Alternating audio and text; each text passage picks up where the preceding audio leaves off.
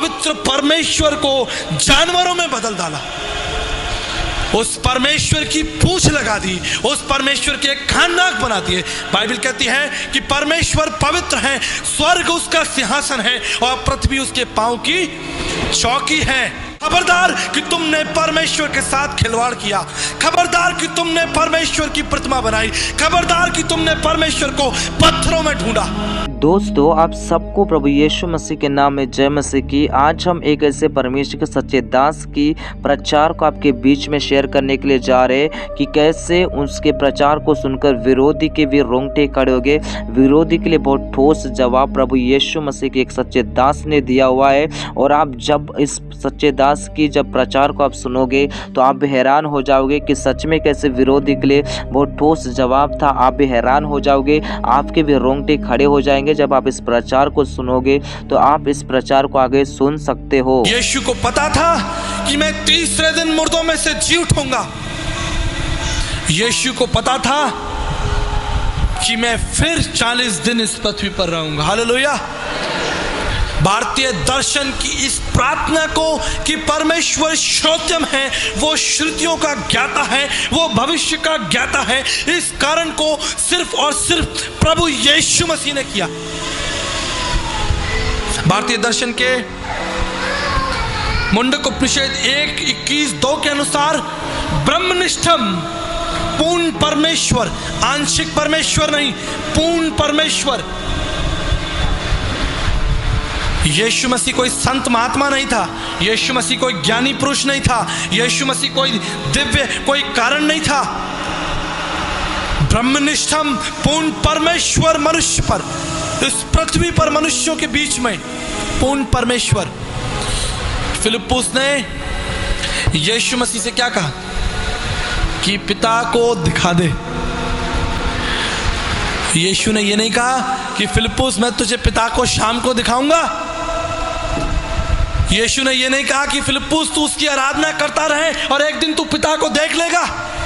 यीशु ने यह नहीं कहा कि फिलिप्पुस जिस दिन तू मरेगा उस दिन तू पिता को देख पाएगा।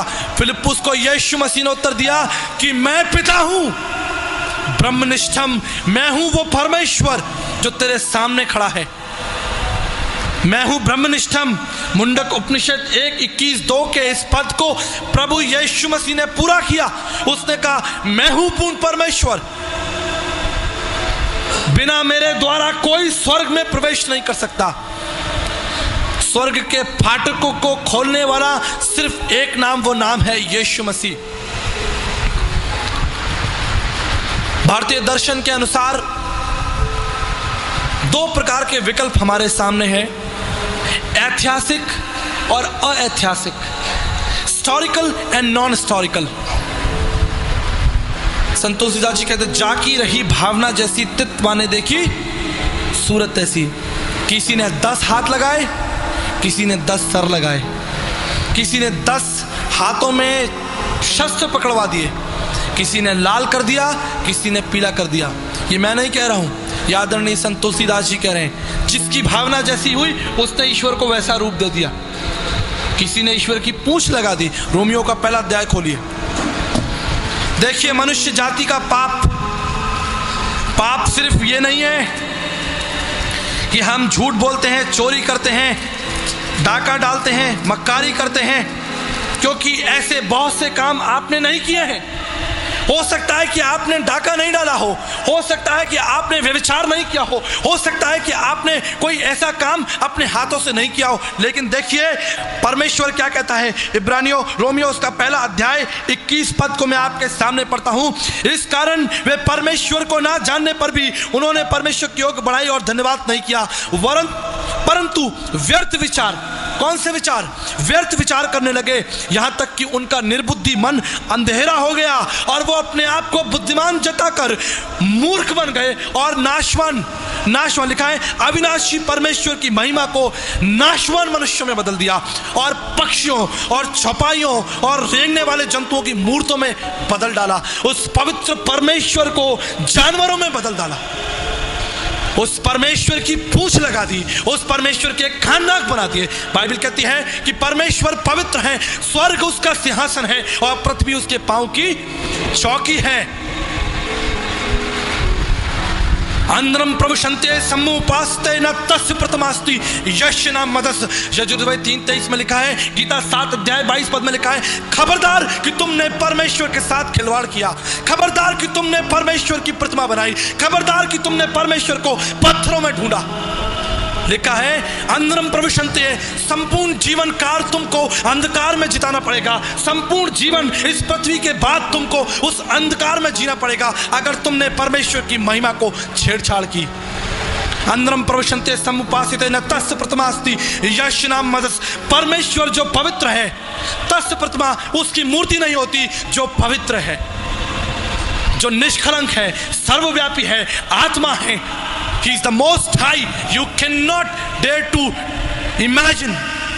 आप उसको लाल और पीला नहीं कर सकते मेरे मित्रों। प्रिय दर्शकों, हम प्रभु यीशु मसीह के मीठे पवित्र नाम से भाई जेबी क्रिश्चियन और उनके पूरे परिवार को आशीष देते हैं, क्योंकि उनके आर्थिक सहयोग और उनके प्रार्थना के सहयोग से आज का एपिसोड यीशु सत्संग आप तक पहुंचने में हमारी सहायता की गई है।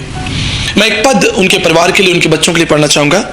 व्यवस्था विवरण उसका 29 अध्याय 29 पद यूं लिखा है कि गुप्त बातें हमारे परमेश्वर यहोवा के वश में है, परंतु जो प्रकट की गई है वो सदा के लिए हमारे और हमारे वंश के वश में रहेगी, इसलिए कि इस व्यवस्था की सब बातें पूरी की जाएं।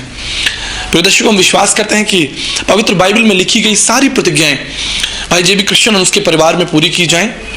उनके बच्चों पर प्रभु यीशु मसीह का अभिषेक हो और वो बच्चे और वो परिवार प्रभु के प्रेम और प्रभु की सनातन सच्चाई और प्रभु की आशीषों में बढ़ता जाए।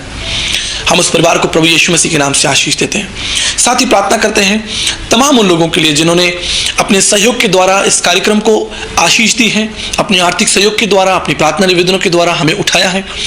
हम तमाम उन दर्शकों के लिए प्रार्थना करते हैं जो अपनी प्रार्थना निवेदनों को हमारे कॉल सेंटर में यीशु सत्संग में हमारे साथ बांटते हैं। हम उनके लिए प्रार्थना करते हैं और हम विश्वास करते हैं कि प्रभु अपने समय से अपनी प्रतिज्ञाओं को पूरा करने में योग्य और सक्षम परमेश्वर है। हम अभी भी उन लोगों के लिए प्रार्थना करते हैं जो यीशु मसीह के महान प्रेम और बलिदान से वंचित हैं। वो नहीं जानते कि प्रभु यीशु मसीह का प्रेम उनके परिवारों के लिए, उनके जीवन के लिए कितना आवश्यक है। हम प्रार्थना करते हैं कि उन परिवारों में प्रभु यीशु मसीह की शांति हो। हम प्रार्थना करेंगे तमाम उन लोगों के लिए जो नशे में, बुराइयों में, ड्रग्स में, बुरी बातों में, लड़ाई झगड़े में, अंधकार में और तमाम प्रकार की समस्याओं में ग्रसित हैं, जिन्होंने अपने जीवन का उद्देश्य खो दिया है। हम विश्वास करते हैं कि पवित्र बाइबल जो जीवन के उद्देश्य के विषय में बात करती है, जीवन की प्रकटीकरण के विषय में बात करती है, उसकी प्रतिज्ञाएं आपके जीवन में पूरी हो। आइए हम इन बातों के लिए प्रार्थना करें और प्रभु यीशु मसीह का धन्यवाद करें। प्रभु यीशु, मैं धन्यवाद करता हूं तमाम उन दर्शकों के लिए पिता परमेश्वर जो इस समय टीवी पर यीशु सत्संग कार्यक्रम को देख रहे हैं। प्रभु जी, हम बीमारों के लिए प्रार्थना करते हैं, हम असहाय लोगों के लिए प्रार्थना करते हैं प्रभु जी, और बीमारी में और थकान में प्रभु जी, जीवन के उतार चढ़ाव में, बिजनेस में, नौकरी में, एजुकेशन में प्रभु जी, अपने परिवार में समस्याओं को प्रभु जी देख रहे हैं पिता। हम यीशु मसीह के मीठे पवित्र नाम से विश्वास करते हैं, प्रार्थना करते हैं प्रभु जी कि ये समस्या उनके जीवन से दूर की जाए पिता परमेश्वर, और पवित्र आत्मा का अभिषेक उनके ऊपर उंडेला जाए। प्रभु जी, हम प्रार्थना करते हैं भाई जेबी क्रिश्चियन उनके परिवार के लिए पिता परमेश्वर, जिनकी आर्थिक सहयोग से पिता परमेश्वर आज का ये कार्यक्रम पूरे देश में ब्रॉडकास्ट किया गया है पिता परमेश्वर। उनके परिवार पर आशीष हो, उनके बच्चों पर आशीष हो, और जो प्रतिज्ञाएं आपने उस परिवार के लिए रखी हैं पिता, आप अपनी प्रतिज्ञाओं को उनके लिए पूरा करें पिता परमेश्वर। उनके बच्चों की सहायता करें, उनके भविष्य में पिता परमेश्वर आप उनकी सहायता करें। हम प्रार्थना करते हैं प्रभु जी तमाम लोगों के लिए प्रभु जी जो अपनी प्रार्थना निवेदन को हमारे साथ बांट रहे हैं, हम उनके लिए प्रार्थना करते हैं। और अभी भी प्रार्थना करते हैं प्रभु जी उन लोगों के लिए जो आपके प्रेम से वंचित हैं, आपकी सच्चाई से वंचित हैं पिता परमेश्वर, उन पर आपकी आशीष हो, उन पर आपकी दया हो पिता परमेश्वर। भारत देश पर प्रभु जी यीशु मसीह शांति हो प्रभु जी, जगह जगह लड़ाई झगड़े पिता परमेश्वर और दुख की प्रभु जी समाचार हमें मिल रहे हैं पिता परमेश्वर, इस देश में शांति हो पिता परमेश्वर। हम प्रार्थना करते हैं, धन्यवाद करते हैं पिता परमेश्वर, यीशु मसीह के नाम से इस प्रार्थना को मांगते हैं। आपने कैसे परमेश्वर के दास ने जो भी प्रचार किया, परमेश्वर का वचन को आपने बहुत ध्यान से सुना। मैं विश्वास करता हूँ कि जो जो चीज परमेश्वर के दास ने वचन के द्वारा प्रचार किया है, आप उनको अपने लाइफ में बहुत ध्यान से सुने होंगे, और सच में ये विरोधियों के लिए बहुत ही अच्छी एक ठोस जवाब थी परमेश्वर के दास के मुख के द्वारा, वचनों के द्वारा बात करने के लिए मेरे प्रियो, क्योंकि हम सब लोगों को ये काम करना है कि परमेश्वर का वचन लोगों तक पहुँचे, परमेश्वर का वचन और भी लोगों तक जाए, और जितने भी लोग आज नरक की आग में, नरक की रास्ता में जा रहे, परमेश्वर सभी लोगों को बचाए। इन लोगों के लिए मैं प्रार्थनाएं करने, इन लोगों के लिए दुआ करना हमारा काम है, क्योंकि जब हम इन लोगों के लिए दुआ और प्रार्थना करते हैं, परमेश्वर उनके ऊपर अनुग्रह करता है और हम ज़्यादा से ज़्यादा लोगों तक यीशु मसीह का सुसमाचार फैलाए, ताकि लोग जानने पाए कि यीशु मसीह जिंदा परमेश्वर है। अगर आप भी चाहते हैं, आप भी लोगों को बचाना चाहते हैं, तो आप या तो सुसमाचार सुना सकते हैं लोगों को, या तो आप इस वीडियो को लोगों को आप शेयर कर सकते हैं, ताकि वो लोग भी आमीन कौन जिंदा परमेश्वर है, सच्चा परमेश्वर कौन है, इस बात को जान पाए और मान सके, ताकि उनकी आत्मा भी बचा सके। मेरे प्रभु यीशु मसीह इस दुनिया में इसलिए आया, वो ना ही किसी का धर्म को बदलाने के लिए आया, लेकिन यीशु मसीह जिंदा परमेश्वर है, वो जीवन को बदलाने के लिए। यीशु मसीह ने कहा हुआ है कि आमीन वैद्यों को बीमारी की आवश्यकता नहीं, लेकिन जो बीमार लोग हैं उनको वैद्य की आवश्यकता रहती। धर्मियों को वैद्य की आवश्यकता नहीं रहती, जो अच्छे और भले चंगे रहते उन्हें डॉक्टरों की जरूरत नहीं रहती, लेकिन जो बीमार रहते सिर्फ उन्हीं लोगों को रहता है। और वैसे ही जो पापी लोग हैं, पापी लोगों के लिए यीशु मसीह आया था। वो कहता मैं धर्मियों के लिए नहीं, लेकिन मैं पापी लोगों के लिए आया था। और जितने भी पापी लोग हैं, जितने भी पाप करने वाले लोग हैं, उन लोगों का पापों को उठाने वाला सिर्फ और सिर्फ प्रभु यीशु मसीह है। कोई पैसा, कोई धन, कोई ज्ञान आपके पापों को उठा नहीं सकता, लेकिन यीशु मसीह आपके पापों को, आपके पूरे जीवन को बदला सकता है, क्योंकि परमेश्वर वो महान है, वो अद्भुत परमेश्वर है। तो दोस्तों, आप इस वीडियो को भी अपने दोस्तों के साथ, अपने फैमिली के साथ साझा जरूर करें, ताकि सच्चे परमेश्वर के दास की जो प्रचार को सुनकर उन लोगों के भी जीवन में परमेश्वर काम करे, और जितने भी यीशु मसीह को नहीं जानते उनको भी शेयर करें, ताकि वो लोग भी अनंत जीवन के राह में चल सके। परमेश्वर आप सब लोगों को आशीष दे।